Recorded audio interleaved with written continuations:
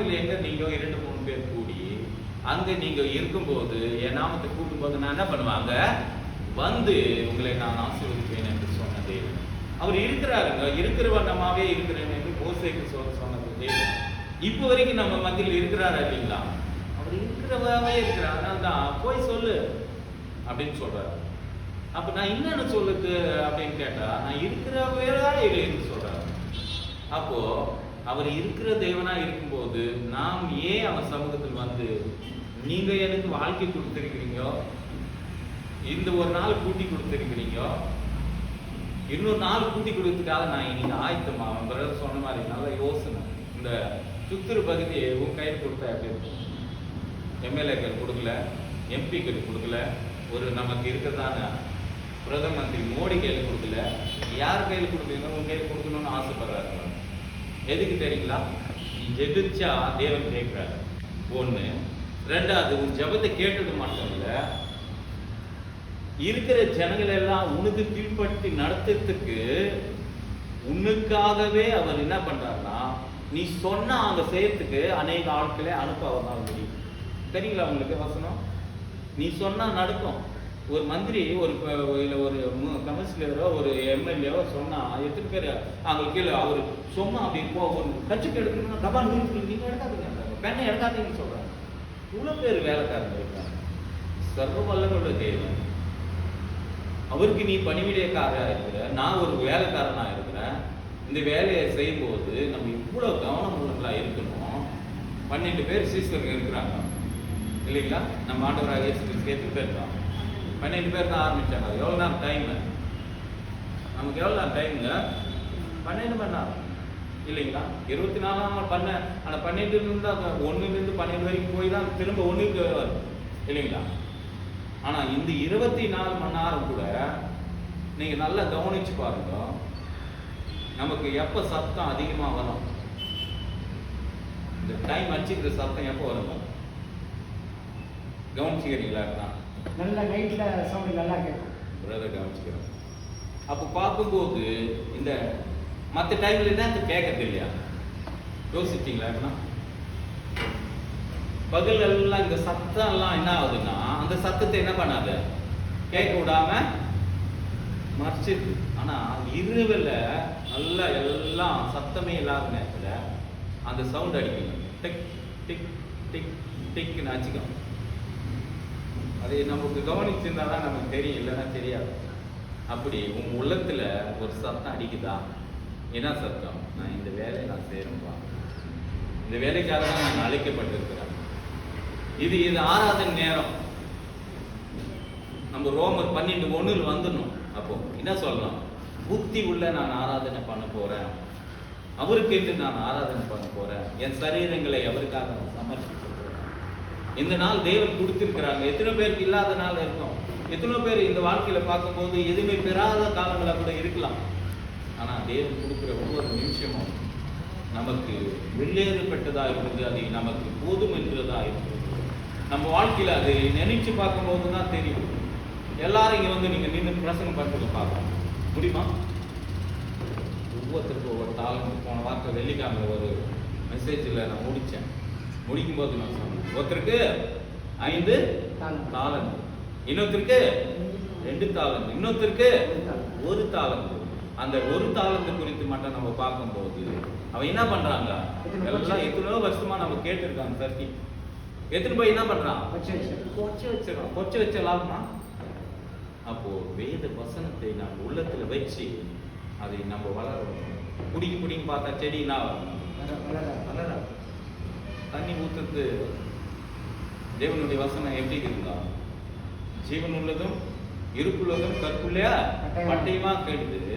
அந்த வசனத்தை கேட்கிற நாம் உள்ளங்கள் சொன்னா நம்ம கோவிச்சுக்கிறோம். இயேசு கிறிஸ்துவை கிட்ட வந்தா கூட நம்ம கோவிச்சுக்கணும் தான் இருக்கும். இப்போ இந்த சகோதரனுக்கு நீங்க ஒரு கிளாஸ் தண்ணி கொடுத்தா அது யாருக்கு செஞ்ச மாதிரியா? அப்போ இந்த சகோதரன் சொன்னா யார் சொன்ன மாதிரியா? அவர் சொன்ன மாதிரி. அப்ப நம்ம கீழ் பண்ண மாதிரி தான். யாருன்னா கேட்டுங்க, சின்ன புள்ள கூட தேவனுடைய வார்த்தை சொன்னா நம்ம கீழ்படிய வேண்டியது. அதுக்குதான் சங்கீதம் 2ஆம் அதிகாரத்துல அவரை பயத்தோடு நடுக்கத்தோடு அவர் சமூகத்துல வந்து என்ன பண்ணுங்க, தெலுங்குல வாசிக்கலாம் பாருங்க. ஒரு வசனத்தை வாசிங்க. 2 8 7 பாருங்க. எடுத்து வாசிங்க.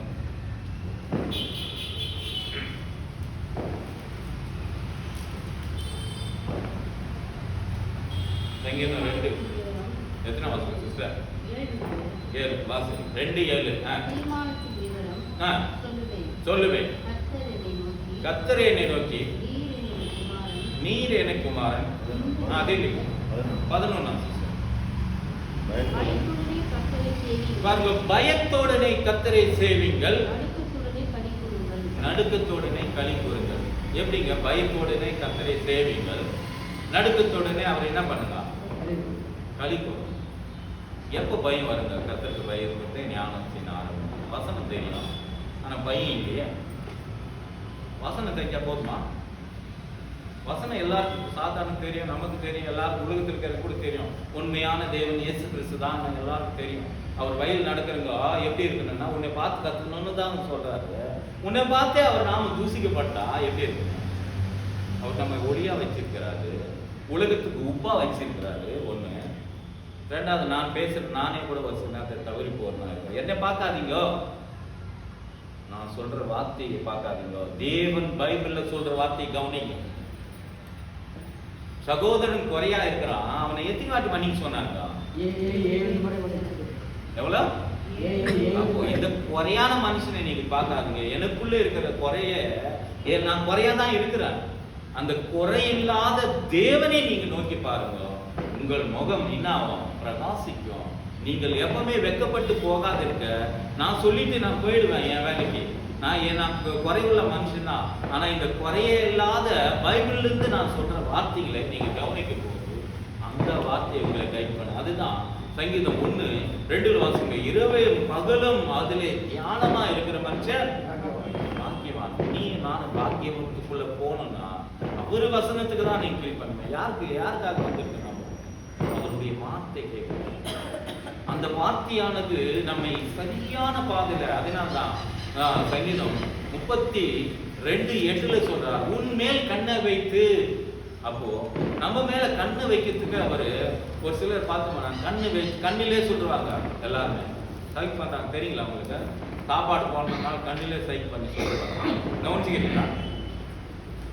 பாருங்க, என்னை பாருங்க, கண்ணிலே சொல்றாங்க. சாப்பாடு கம்மியா சாப்பிடணும்னா கூட இந்த கண்ணிலே சொல்லுவாங்க. டீ கொடுக்கணும்னா கண்ணிலே சொல்லுவாங்க. ஒரு இந்த அம்மா முறைச்சாவே அந்த கண்ணிலே தெரியும். இந்த கண்ணிலே சைக் பண்றாங்க நம் தேவன். பாருங்க, அந்த வசந்த வாசிக்கலாம். நான் உனக்கு யாரு போதனைங்க? நான் உனக்கு போதித்து நீ நடக்க வேண்டிய வழியை நான் காட்டுவேன். உன் மேல் என் கண்ணை வைத்து. யார் சொல்லுங்க ஆலோசனை? இங்க வந்தாவே நின்னாவே ஆலோசனை சொல்றது யார்? பிரதரா இல்ல நம்ம ஆண்டவராக இயேசு கிறிஸ்துங்களா? இல்ல ஜான் மெஸ்ஸி தான் சொல்லிக்கிறாரா? இல்ல நாம் தேவனாக கர்த்தர் சொல்றாங்க. இப்படி நம்ம நினைக்கிறோம். குறைய நினைச்சீங்கன்னா நீங்க அந்த குறைய எப்பவுமே நம்ம கிறிஸ்துக்குள்ள வாழ முடியாது. எல்லா வீட்டிலும் பிரச்சனையோடு தான் வாழ்ந்துக்கிறோம், கஷ்டத்தோடு தான் வாழ்ந்துக்கிறோம். கஷ்டப்படாம எதுவுமே சாப்பிட முடியாது, வேலை செய்யாம சாப்பிட முடியாது. அதே நேரத்தில் பார்க்கும்போது நம் வேலைகளை நம்ம செய்து கொண்டு தான் வாழ முடியும். அதே நேரத்தில் எல்லாருமே பொதுவாக நான் இங்கே பிரசங்கம் பண்ணிட்டா பெரிய ஆள் ஒன்றும் இல்லை. காரணம், அவர் பெரியவராக இருக்கிறார் அப்படின்னு நினைச்சா போதும். அவர் உன்னதமான தேவன். சங்கீதத்தை வாசிச்சு இல்லைங்களா? நம்ம பார்த்தோம்னா அவர் நிகழையில 2வது வசனத்தை நம்ம பிடிச்சுக்கணும்னு ஒவ்வொரு வாட்டியும் நம்ம அவரு இன்னைக்கு வந்து பேசுறது கொஞ்சம் கஷ்டமா இருந்திருக்கும் சிலருக்கு பார்த்து. அது உடனே நான் வரத்துக்காக பேசுறாரா அப்படின்னு நினைக்கலாம். இல்ல, தேவன் பேசினாங்க ஏற்றுக்கல. உன் வாழ்க்கை மாறும். உன் வாழ்க்கை மாறது மட்டும் இல்ல, நீ சரியா இருக்கணும்னு தான் தேவன். அது மேல தான் உனக்காக உண்மையில் கண்ணை வைத்து உனக்கு ஆலோசனை சொல்லுகிற தேவன். பாருங்க, மறுபடியும் வாசிங்க. 32:8 நான் உனக்கு போதித்து நீ நடக்க வேண்டிய வழியிலே உன்னை காட்டுவேன். உனக்கு உன்மேல என் கண்ணை வைத்து உனக்கு ஆலோசனை சொல்றேன். ஒரு சிலருக்கு ஆலோசனை சொன்னா பிடிக்குது.